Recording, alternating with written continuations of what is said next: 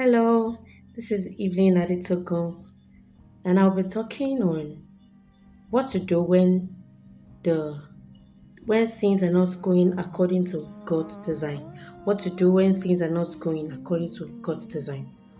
I will be developing on 3 points, and this teaching is going to be in 3 parts. So stay tuned for the parts. So today I'll just talk on the first point. Firstly, what is the design of God? What is God's design? God's design talks about how God has planned things, what God has put in place according to time, the structures God has put in place with time. We have seasons, we have rainy season, for example, we have dry season, we have a season where it rains, we have season where it is harmattan.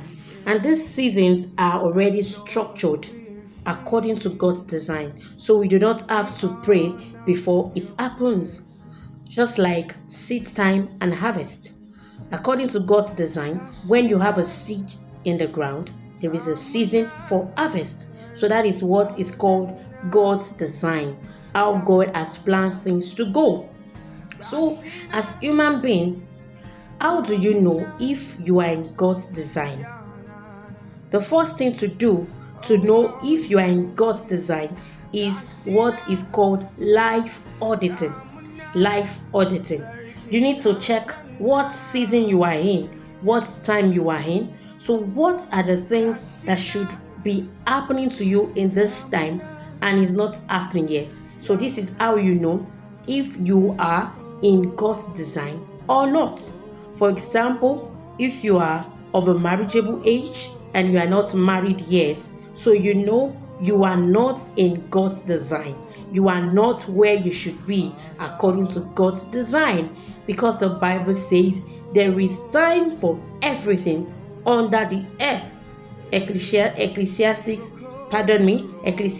chapter 3 verse 1 to 11 talks about times and seasons. Time to be born, time to give birth also. We have time to sow, time to reap, time to mourn, time to rejoice. We have times and seasons. So when you check your life, you audit your life, and you see that what should be happening is not happening to you, then you know things are not working according to God's design in this particular time, in this particular situation, in this particular area of my life. So when you want to do a life auditing, you must be so true to yourself. You must not tell yourself a lie. You must not, lie to yourself and be comfortable lying to yourself. You need to just make auditing of your life, of your marital life, of your marital status, of your fruitfulness life. Maybe you are married and you and your husband, you are ready to give birth, but you are not just conceiving. The baby is not just staying. It is time for you to conceive. It is time for you to become a mother, but you are not a mother yet. You are not a father yet. This is a call. This is what you are to pay attention to. And it is telling you that this particular thing is not in alignment with the design of God. So life auditing is the first thing to do to check, to know if you are in God's design. So you have to be truthful to yourself. You have to, tell yourself the truth and open up to yourself to do the life auditing. Maybe you are in a workspace now and you have been doing that business for quite a number of years and you are still on the same level financially. That is not the plan of God for your life. So that shows that particular business is not in alignment with the design of God. So you need to be true to yourself to figure it out. Think, sit down, sit back.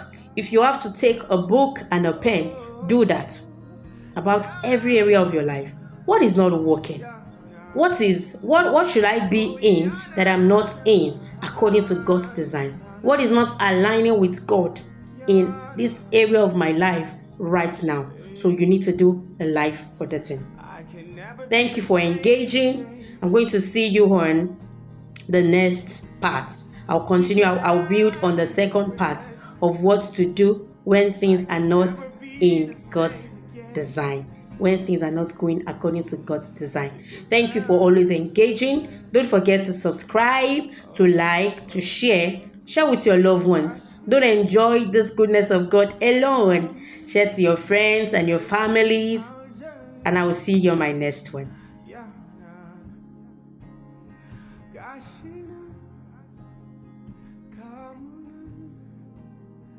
Yeah,